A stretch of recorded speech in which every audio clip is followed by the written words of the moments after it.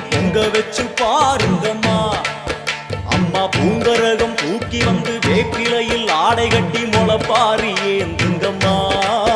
வந்து தாயவள பாருங்கம்மா, அவ வேர்காட்டு மாரியம்மா.